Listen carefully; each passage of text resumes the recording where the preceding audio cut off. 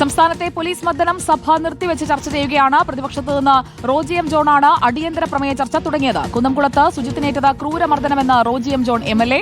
Police ക്ലബിലെ punching ബാഗിൽ ഇടിക്കുന്ന ലാഘവത്തോടെയാണ് മർദ്ദിച്ചത്. 45 തവണ മർദ്ദിച്ചെന്നും കുറ്റക്കാരായ ഉദ്യോഗസ്ഥരെ പിരിച്ചുവിടണമെന്നും റോജി എം ജോൺ ആവശ്യപ്പെട്ടു. പിണറായിയുടെ കാലത്ത് 17 കസ്റ്റഡി മർദ്ദനങ്ങൾ നടന്നെന്ന് N ഷംസുദ്ദീനും ആരോപിച്ചു. സ്റ്റേഷനിലേക്ക് പരാതി കൊടുക്കാൻ നടന്നുപോയവർ തിരിച്ച് ആംബുലൻസിൽ വരുന്ന അവസ്ഥയാണെന്ന് KK രമ വിമർശിച്ചു.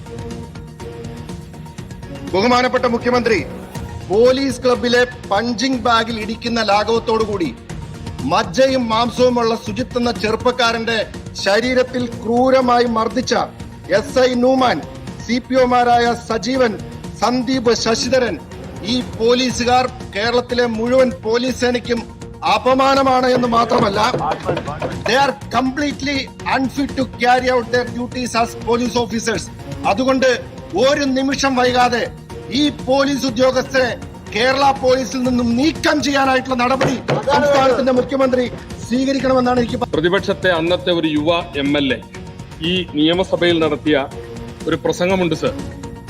തനിക്ക് അടിയന്തരാവസ്ഥ കാലത്ത് പോലീസിൽ നിന്ന് ഏൽക്കേണ്ടി വന്ന പീഡനങ്ങളെ സംബന്ധിച്ച്, അദ്ദേഹത്തിന് ഏൽക്കേണ്ടി വന്ന മർദ്ദനങ്ങളെ കുറിച്ചെല്ലാം പറഞ്ഞുകൊണ്ട് അദ്ദേഹം നടത്തിയ പ്രസംഗത്തിന്റെ കോപ്പിയാണ് സാർ എന്റെ കയ്യിലുള്ളത്. അങ്ങയുടെ ആദ്യത്തെ 5 കൊല്ലം 11 കസ്റ്റഡി മരണങ്ങളാണ്. ഇപ്പൊ വീണ്ടും 6 എണ്ണമാണ്. കേരളത്തിൽ 17 കസ്റ്റഡി മരണങ്ങളായി സാർ. സാധാരണക്കാർക്കെതിരെ പോലീസിന്റെ അതിക്രമങ്ങൾ പെരുകുകയാണ്. പൊതുജനത്തിന് നേരെ മെക്കിട്ട് കയറുന്ന പോലീസാണ് ഇപ്പോൾ ഉള്ളത്. ജനമൈത്രി പോലീസ് അല്ല, ഗുണ്ടാമൈത്രി പോലീസാണ് സാർ ഇപ്പൊ നമ്മുടെ രാജ്യത്തുള്ളത്.